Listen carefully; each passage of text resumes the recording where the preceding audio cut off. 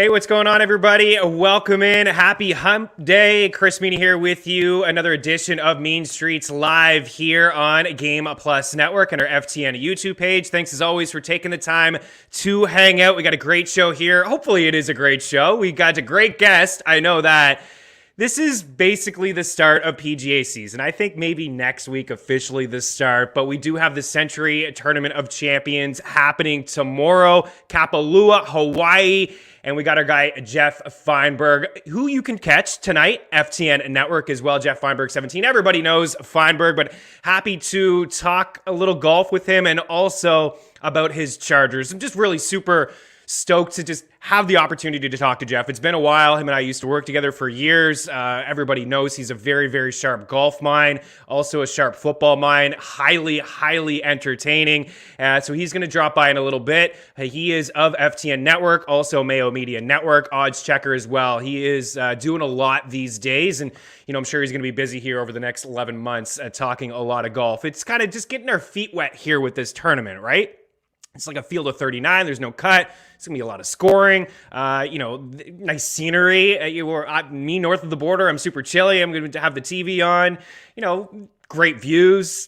Super jealous that I'm not in Hawaii, but we're going to talk golf. We're going to get some winners from Fienberg. We're going to talk a little bit of DFS. I want to get his thoughts overall on this season in general, like those playing in one-and-dones or survivor pools. They're going to start next week, but I'd like to get his thoughts on just the overall, what his take is on maybe the top 10 golfers right now in the world, who's going to jump up, who's going to maybe fall outside of the top 10, who he has his eye on to make that big leap forward. So we'll talk a lot of golf here with Fienberg in just a few moments. He's hanging by. We're going to get him in the next segment. Check out the show tonight. Fade the Narrative with him and Alex Blickel. They're going to take you through everything golf related, of course, some bets and some DFS stuff as well. And Alex is going to be on the show. I'm saying this. He's been on the show before. He's unaware that I'm saying this right now, but he's going to appear on this show, hopefully on Mean Street, several times here during this PGA season. We are going to talk golf every week. I hope that we are able to talk golf every single week on a Wednesday in particular, and we're going to roll through some FTN guests, and I think we got the GOAT here today to start us off. That's right, it's a small field, 39, 11 major champions in it, 8 of the top 10 in the world here. No DJ, no Rory, unfortunately, because DJ put on a show a couple years ago, almost a hole-in-one on a par 4. As I mentioned, no cuts, lots of scoring. We're going to ring in the new year with a lot of birdies and a lot of eagles. I don't even know what to do from a DFS standpoint. You may have to get really unique with this field, maybe leave some salary off the table. We'll talk to Geoff about all that stuff, but he is the GOAT when it comes to picks. A lot of stuff happening over at FTNDaily.com and FTNBETS.com too. We got PGA picks, we got DFS plays, strategy, long shot bets, PGA tools, bogey free. Launched yesterday with Matt Jones and Brian DeCorte. These guys ran through the course, kind of their strategy from a DFS standpoint. It's a free show to check out as well. So make sure you're subscribed to the FTN YouTube page. And if you're watching here live to see the comments, you are watching on our FTN YouTube page. So please smash that like button. You have any questions, any comments? Absolutely leave them there. If it's a golf stuff, you can leave them there. Hockey, of course, there's 2 games in the ice, and there's like 11 games in the association. Tino's going to drop by. We're going to talk some NBA as well.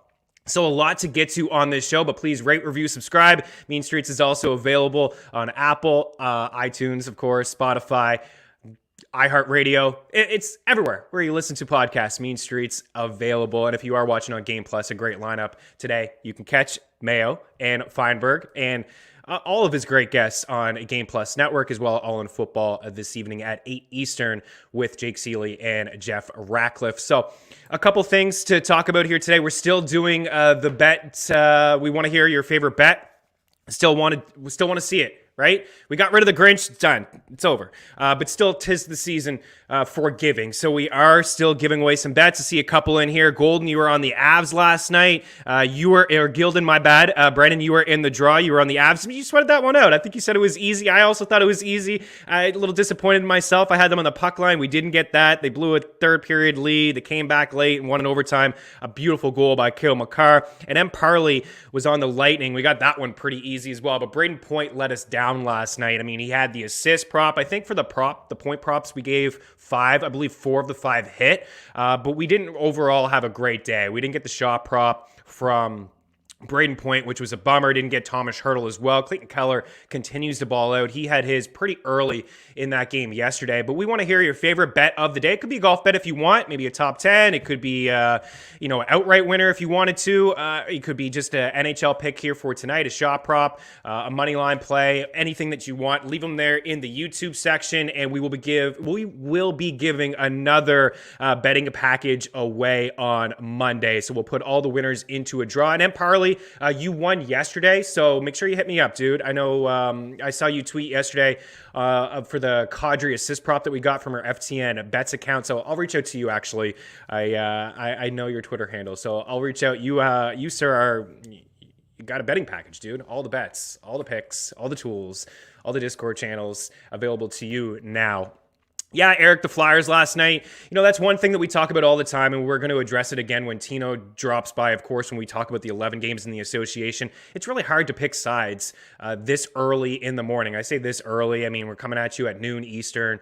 You're watching live Game Plus at 2 Eastern. So it is tough to give sides because of the COVID factor. It's just the nature of the world right now that we're in. I mean, the Oilers are going to play tonight. We know that Connor McDavid and Tyson Barrie are not going to play because they're on the COVID list. But last night, when we were given the Flyers pick, we knew that Anaheim was going to be short 4 centers, and we didn't know Claude Giroux, Provorov, a couple other guys were out.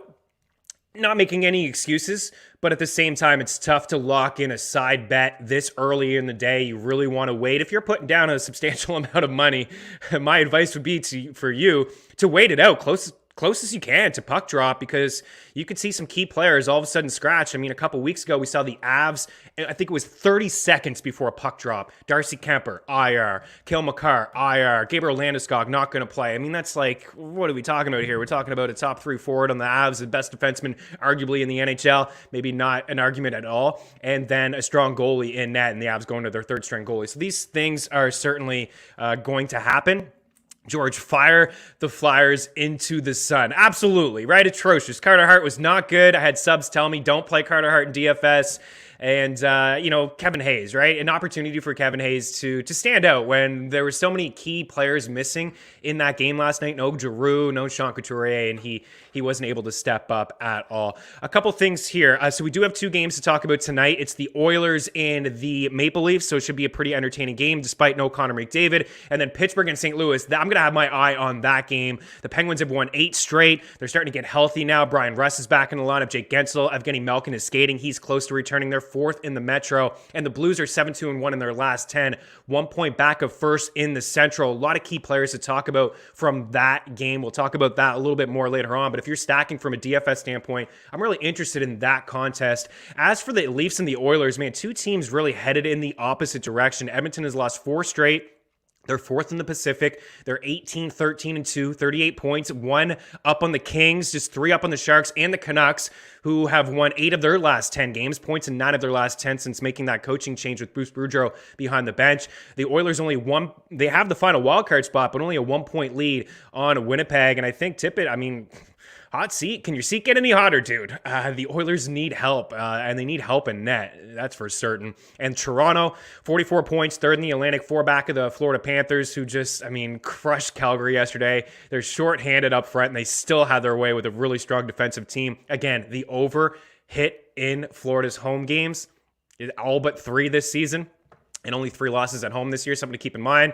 But they do have games in hand, the Leafs on Florida and Tampa Bay, 7-2-1 in their last 10. And good news for Austin Matthews and Leafs fans.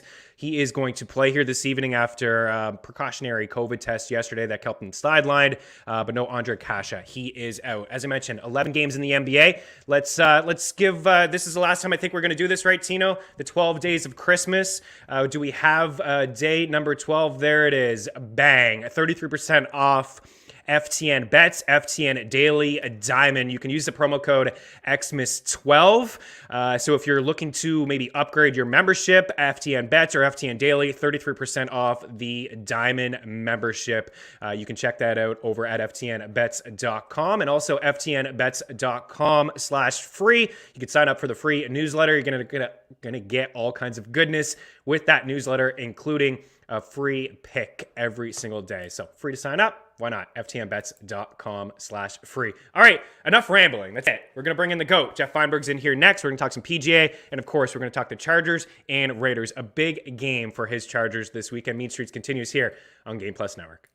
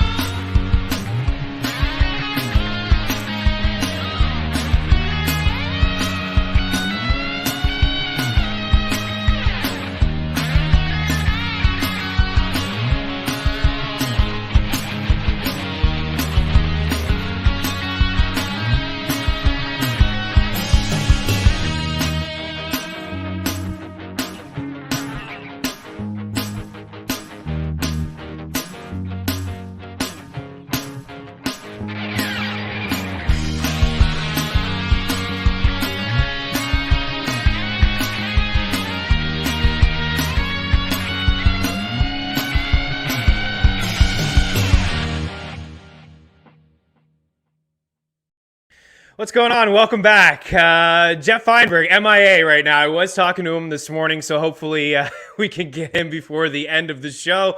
Live television, we have to continue to just carry on here. I'm confident Fienberg is going to join us in just a little bit. I don't think you want me giving golf picks, but we'll see. We'll see what happens here in a little bit. Geoff actually just joined, so we'll get him in the next segment. Geoff, if you're hanging by, I'm going to rattle off some hockey picks here just for a second, dude, and we'll break and we'll bring you back on. So I knew he would be close by. So for tonight in the NHL, Tino, you want to bring up what I'm thinking here for this evening.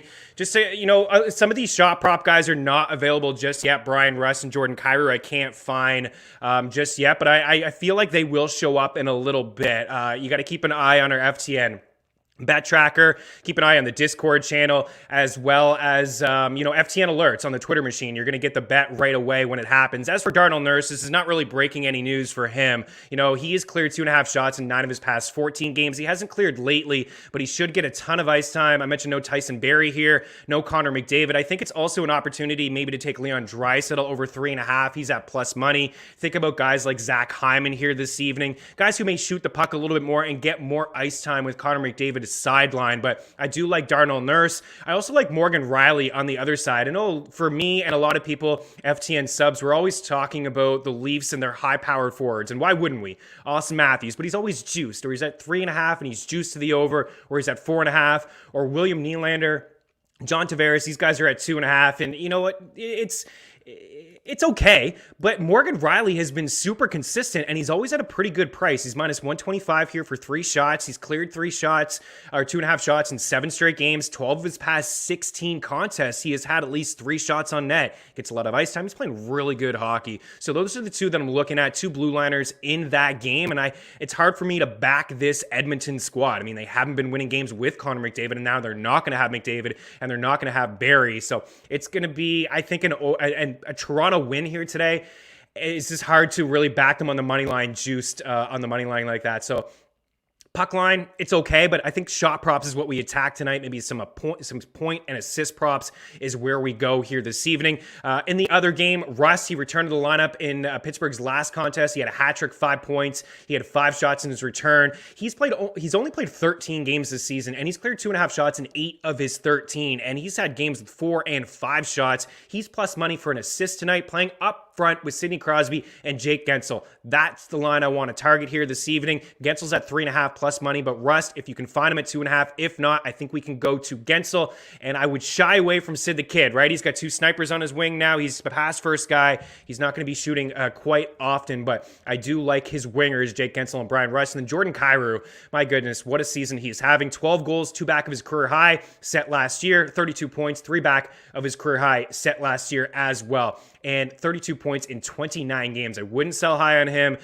He's a breakout candidate over at FTN. He was before the season started, and we're really seeing it from him. And he's cleared in 3 straight games. And in those 3 games, he moved from line 3 to line 2. He jumped up on line 2 with Robert Thomas and Vladimir Tarasenko. And in those 2 games, he's got 7 points, 3 goals, and 11 shots. And he's cleared 2.5 shots in 6 of his past 9. So we got the NHL early out of the way. We'll save Tino at the very end. And Fienberg is standing by. We're going to talk some Chargers football and some golf. Mean Streets continues here on Game Plus Network.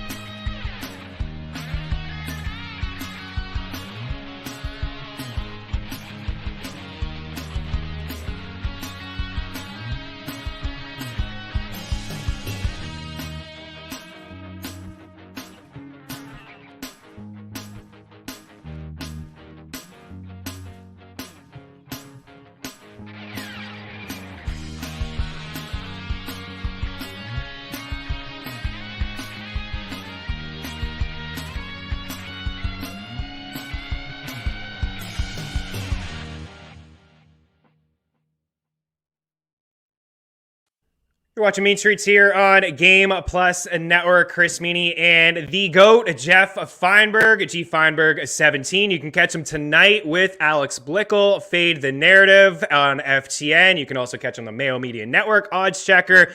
Geoff, you're doing a lot lately, man. I'm just super stoked that you're taking the time to join me. It feels like forever since you and I have chatted, even though we're in communication here and there. You know, on the Twitter machine. You know, when your Chargers played the Eagles a few weeks back, you were asking me, you know, do you have any wide receivers that can burn our corners that are all hurt? I had a great chuckle at that, man. But welcome in, man. How you been, dude?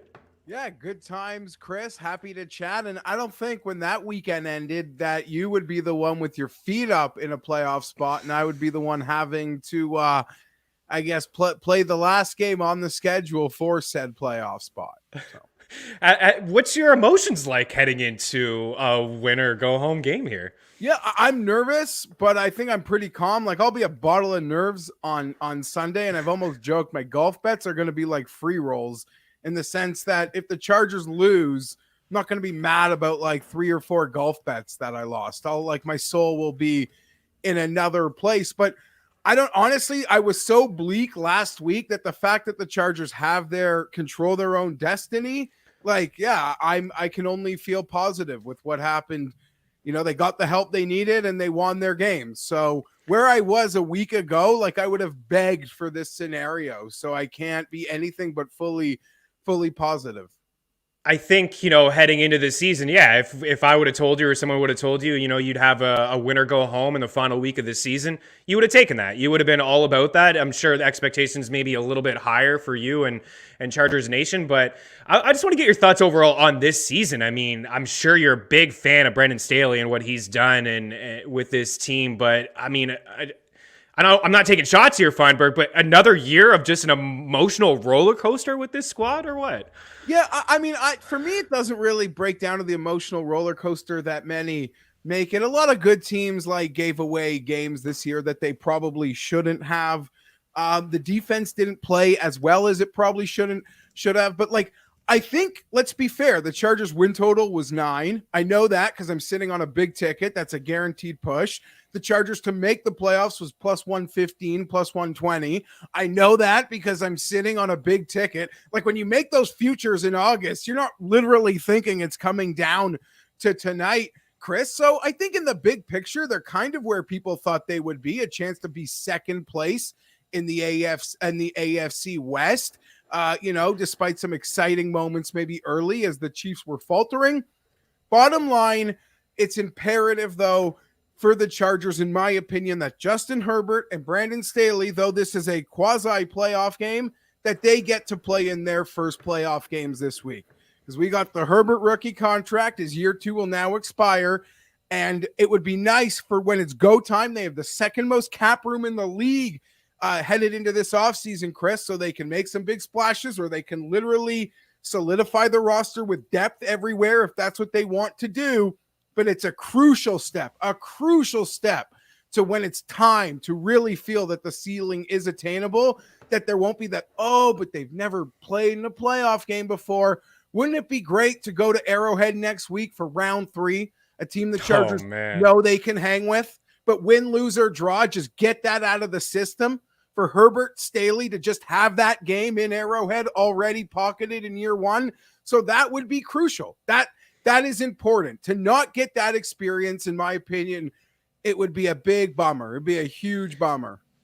Yeah, and you see the AFC playoff picture there. I'm with you. I was going to bring that up. Like this is what I want. I think this is what every football fan wants. Chargers and Chiefs again, a third time. Both games highly entertaining. I mean, you crushed them the one game, and then the walk-off touchdown by Kelsey. I mean, maybe let that one slip away a little bit, but both really good games. And you know, you talk about experience for a rookie head coach in Staley and the coaching staff and a lot of these players.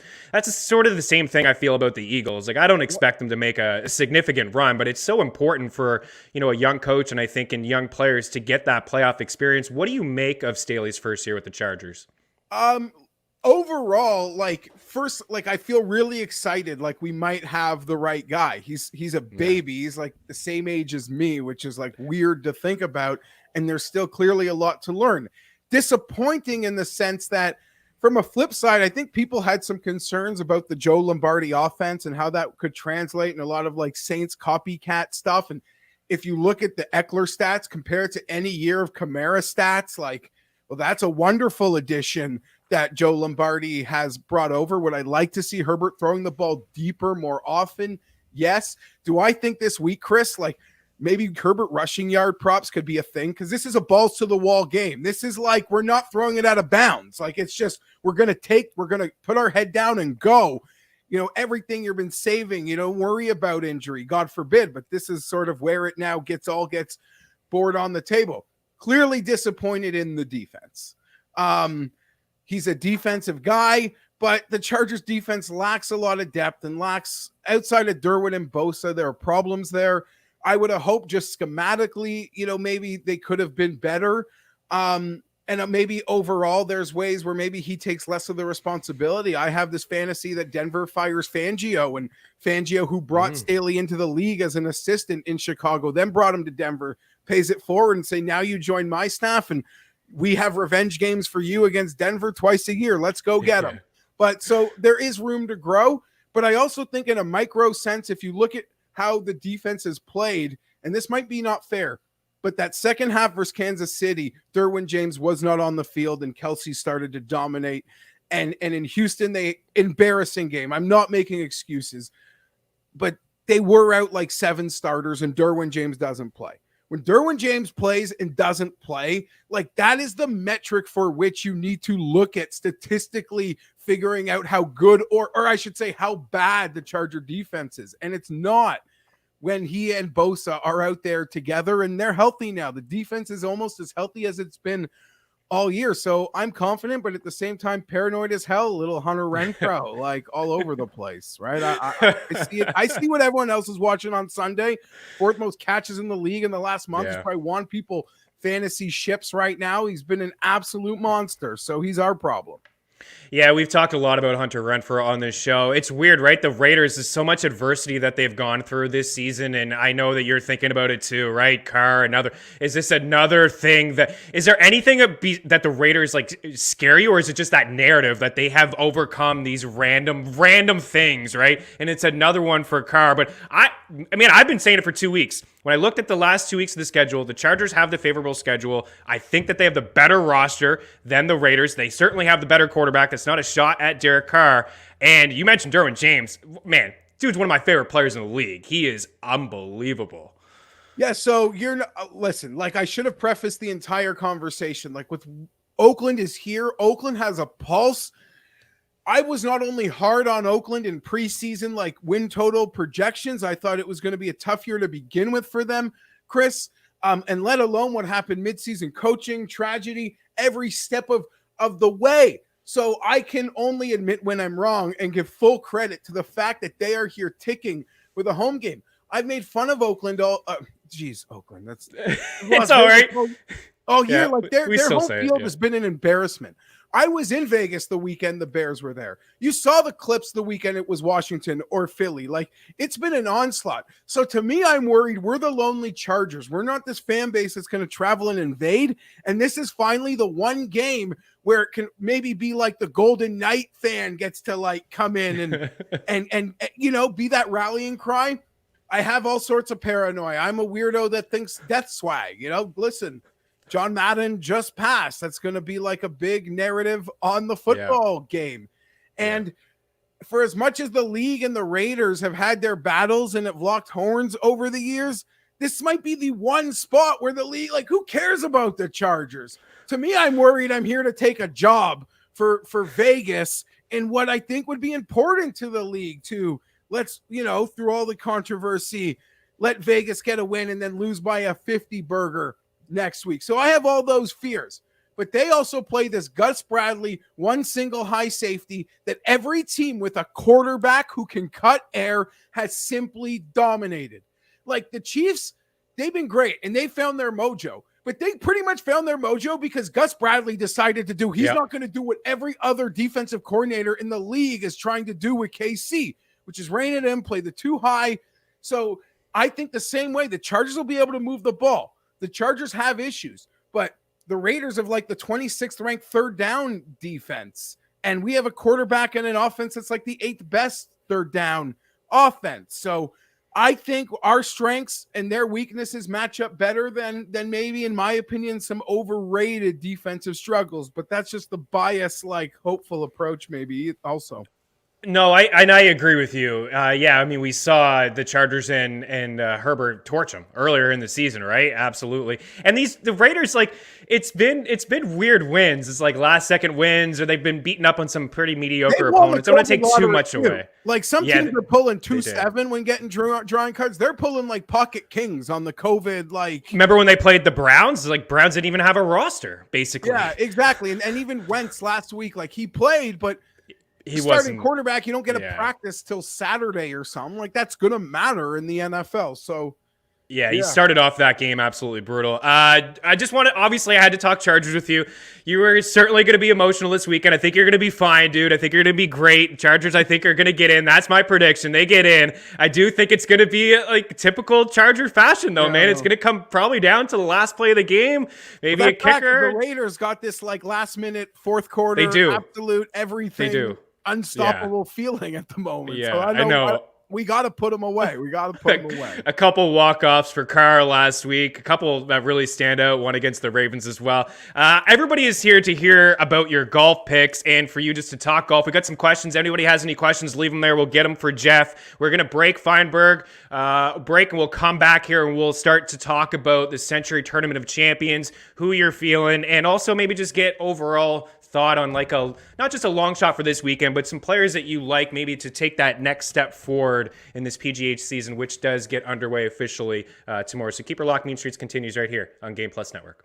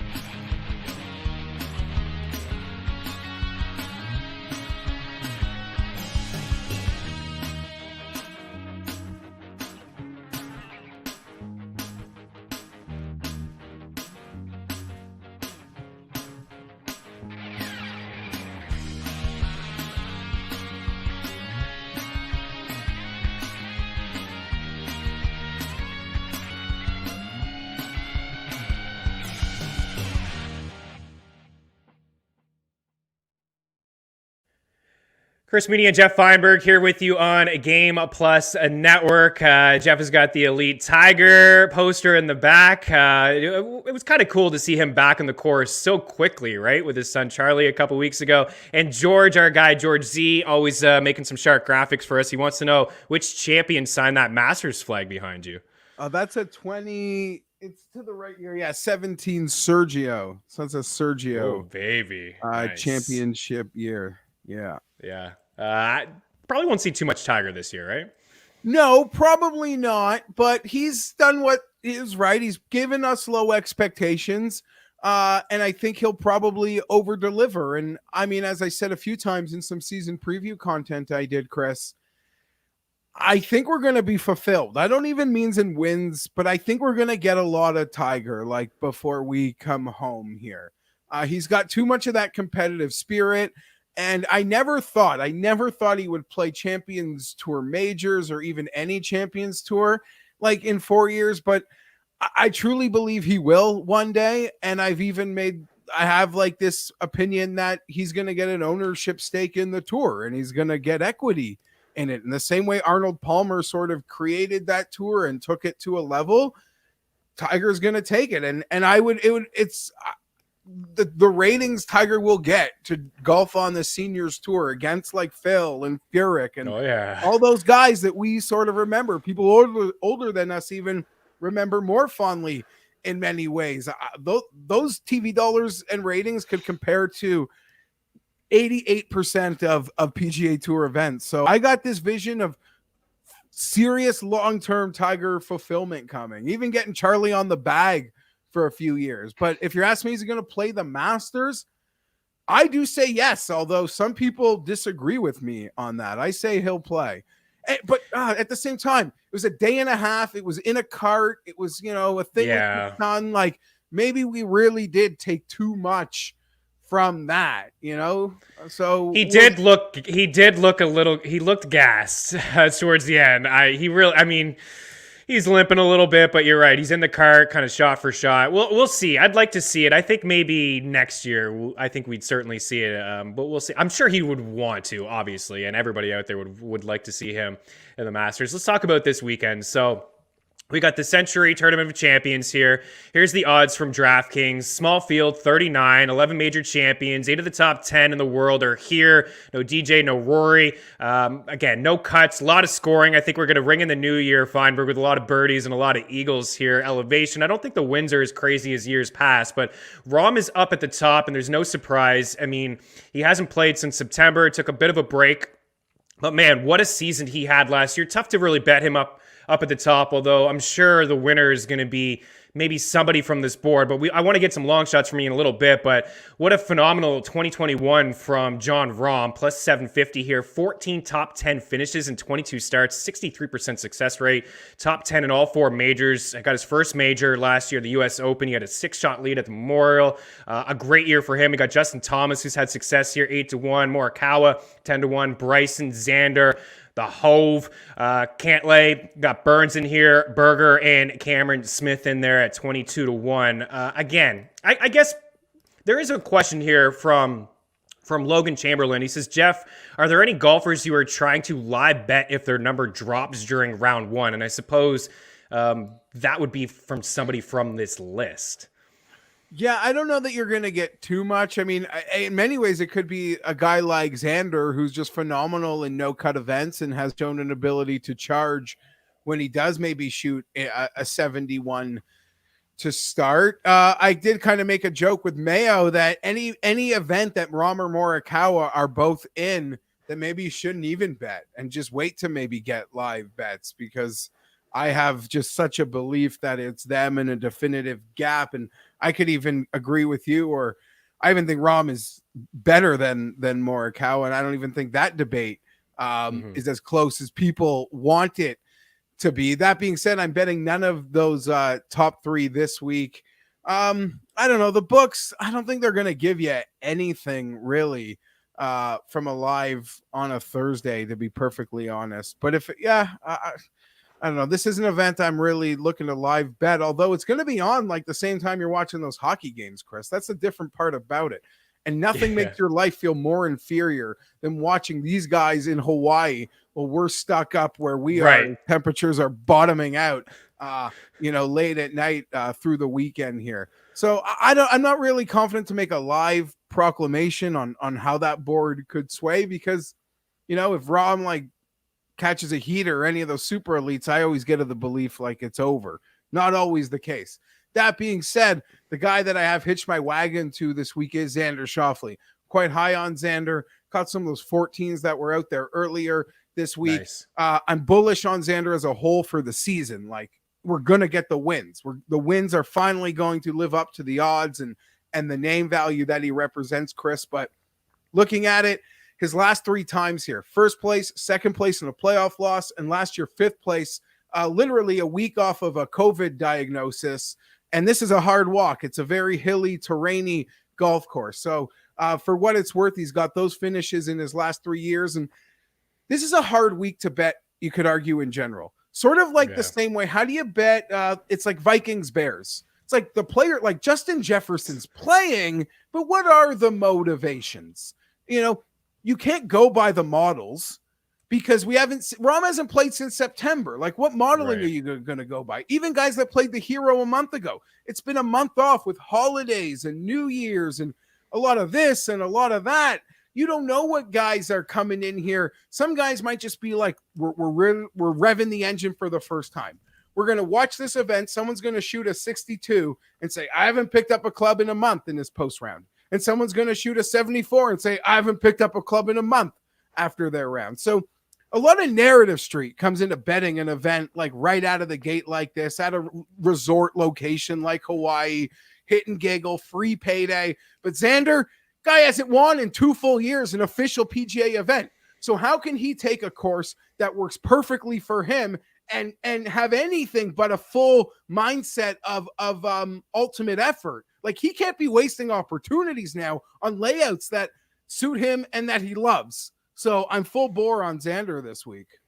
Yeah, I'd like Xander too, man. I just think he's a great golfer. I know a lot of second place finishes, and people talk about how he's never won and stuff. And, this is the Tournament of Champions. He didn't win last year, as you mentioned, but he did have a gold medal at the Olympics, so he does get an invite here. Yeah, 2019 he won, 2020 playoff loss you mentioned as well. When I see that board of the end of the board, I think of Cam when I see Cameron Smith. I think of Stewart. And I always think of you and Mayo when I see Daniel Berger. Is Berger on your radar this weekend? Yeah, so Berger's another guy that I've bet this week. Both of them incredibly popular, and you can make a lot of connections to some comp course success next week at the Sony. I think Cam Smith, I want to say Cam Smith won there, or he lost in a playoff, but Berger's got, I think, 3 straight top 15s there. As I mentioned, they both play well at some of the comp courses. So those are 2 popular picks that have found their way to the low ends of the 20s. I'm in on Berger. He was in second place going into the final round here last year and shot a 71. You shoot a 71 on a Sunday here, you're just going to, parachute out. And that's exactly what happened. But he's the type of guy that I'm looking for this week to start it off. And I know it's just a bit of a narrative street thing. As I said, like this could be the ultimate narrative street event, but out of the holidays, out of a lot of family time, I'm starting my bigger bets with 2 guys with no kids who maybe I'm hoping have been hitting a few more golf balls lately. Okay, Chris? Right? Yeah, like with John Rahm, you mentioned he hasn't played since September, right? And I saw him, on the practice range yesterday, and he's on the Golf Channel, and he's talking about how he needed the time off, and he was going to play, and then he withdrew there. It's just like, yeah, listen, I'm a dad now. I wanted to hang out with the kids. And before, we've seen guys like way back with Jack and with Tiger take, maybe September to January off and come fresh for that run. So we could see that, but we also could see a little bit of rest. We got Cambo saying, or we got Mr. Gibby saying he's feeling JT. JT, obviously 8-1, the only multiple winner here, so it's hard not to feel him. Yeah, I got nothing. Yeah, JT is the pick. If I had to pick Rahm or JT, or I would take JT over Rahm. And a lot of books in the last day or so have made JT the favorite. He seems to be probably the more popular bet you can make. Also, he played a little bit more through the fall, and he just absolutely loves it here. And the putting woes that he seems to have almost everywhere else on earth don't seem to be an issue for him here. So, yeah, Jay, I am just like trying to call my shot with Xander, but maybe the more just methodical approach might be paying up for that top shelf of JT. But much the same as Xander, it's the JT Xander resumes that are attractive. For sure. I like the Berger call, man. 20-1, right? You probably got a better number a few days ago, but T14, T11, and 10th since first qualifying here in 2017. We'll dig a little bit deeper. Fienberg, hang out for one more segment, dude. We'll dig a little bit deeper here. Mean Streets continues with Geoff Fienberg here on Game Plus Network. Keep her locked.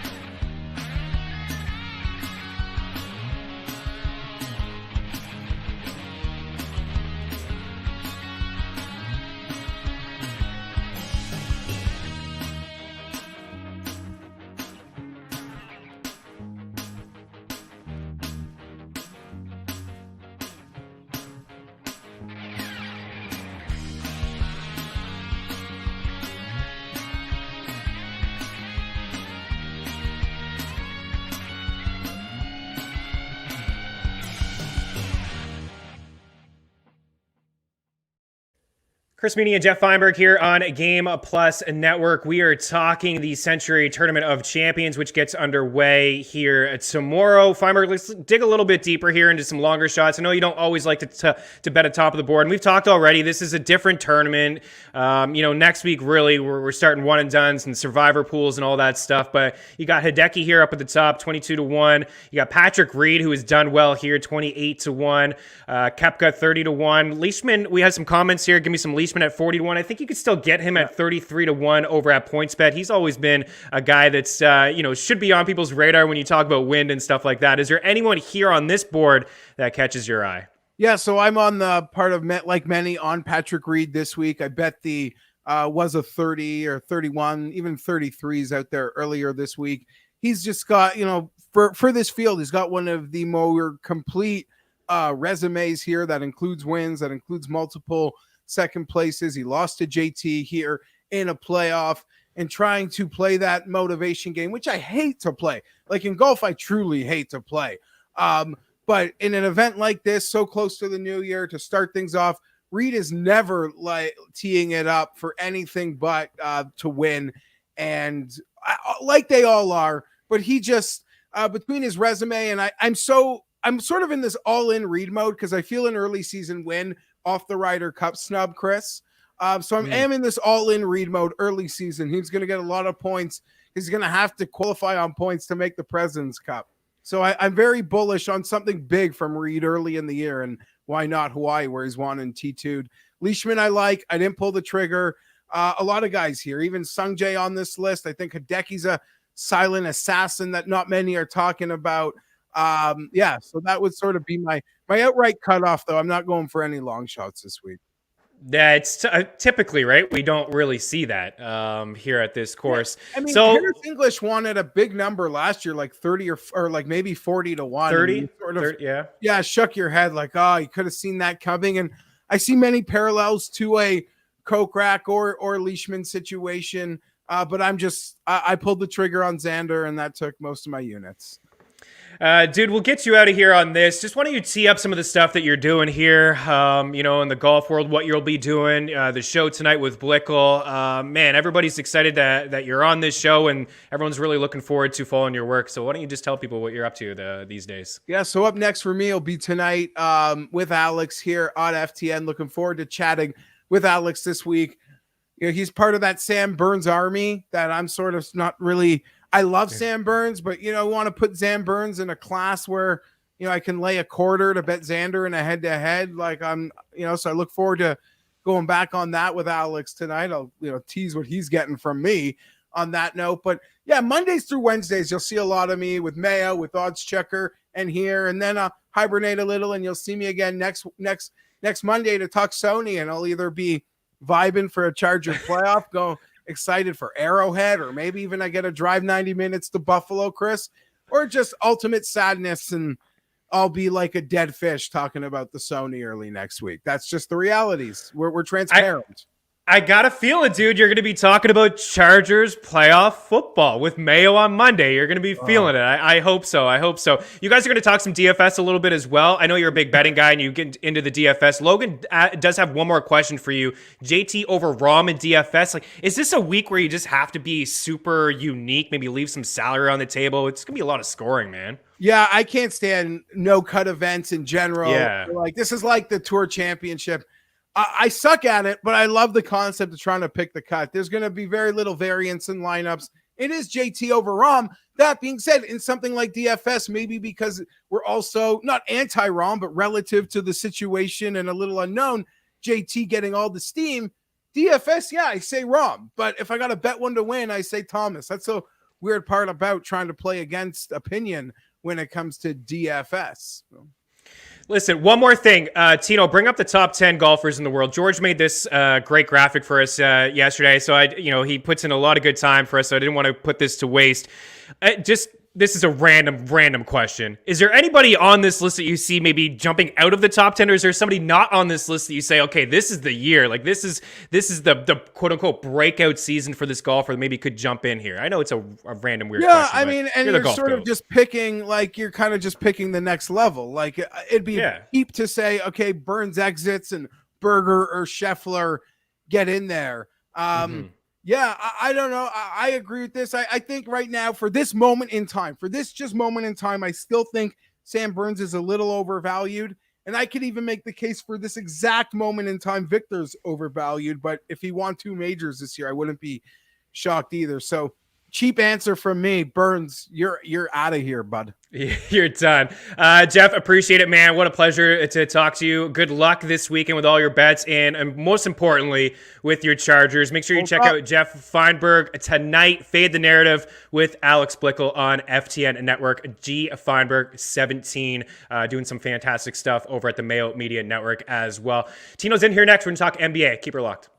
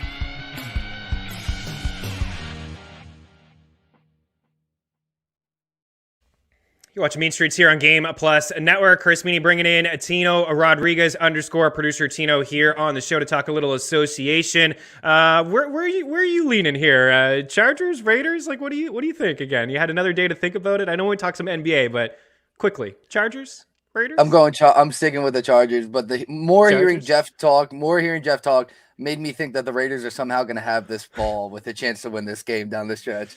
You can feel it. And he's like the Madden thing, and now I'm thinking narratives. It's like, will John Madden somehow affect this game? I don't know. I did think about the Madden thing yesterday or last week. It was on my mind. I'm sure it was on the Raiders' mind as well. So 11 games in the association tonight, dude. Your boy back in action tonight with the Nets. Oof. We're excited. I'm very excited. I'll just get into the picks. We're doing something different. We got a nice little ticker on the bottom here. So I don't love the Nets actually to cover the 8, but there's no way I'm not betting them tonight. I did say I would put whatever I have left in my account on them. So that's what I'm going with. The under 225, I don't understand why this number is so high. I actually think this is completely mispriced. In everything I've looked at, I don't think they've ever covered this number against the Pacers.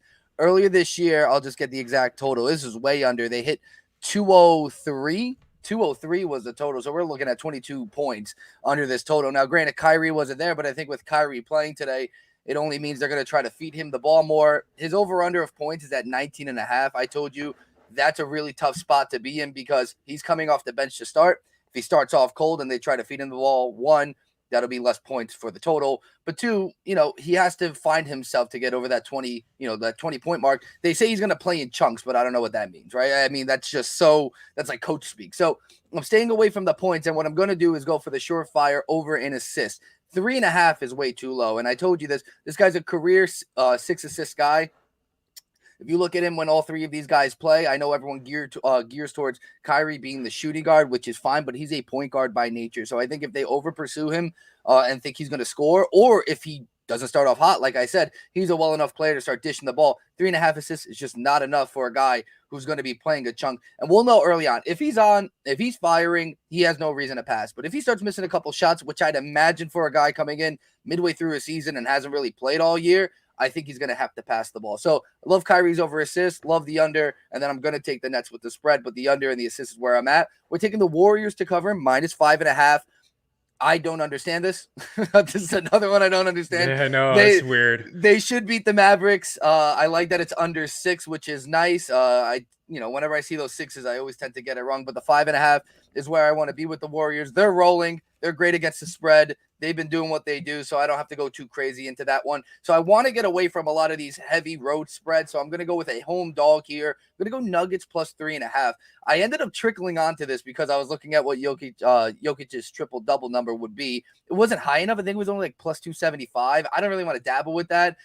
Especially if you look in the history, he hasn't really done that against the Jazz, but they have been able to beat them at home, and Denver tends to naturally play better at home. Utah doesn't really blow anyone out on the road, even though they're good on the road. So I think 3.5, if we get in a 1-possession game and we get the hook, is a nice spot to be in. And then I'm going to take the Heat money line. I know Jimmy Butler's banged up, but the Heat are still good and have proven they can win without him. The Trailblazers are a disaster, and I don't really understand why this line's so low. Money line, I got -130. So I think the spread's at like 2.5, but I don't really want to tread in those waters, being that that's such a late West Coast game, and we don't know how these things shake up down the road. So I'll touch a money line for now, just in case there's some crazy line movement, and just kind of ink it in just in case some COVID cases pop up that we don't know about. Right, and we don't know about Gobert, but again, we talk about this all the time. It's like you're better off waiting a little bit, but you can take these assists. I mean, that assist prop for Kyrie is plus money. +100. Yep. Like, sign me up. Yeah, look at the prop shop. Look at the prop shop. You get the best possible odds, FTNBETS.com. Check out the parlay calculator and the prop shop as well. Clay is back this weekend. Good news for Warriors fans. We do have to get out of here. St. Louis and Pittsburgh, over 6. I think we see some fireworks in Pennsylvania tonight from Tino Rodriguez and Geoff Fienberg. Myself, Chris Meaney. We'll be back tomorrow. Have a good one. Cheers.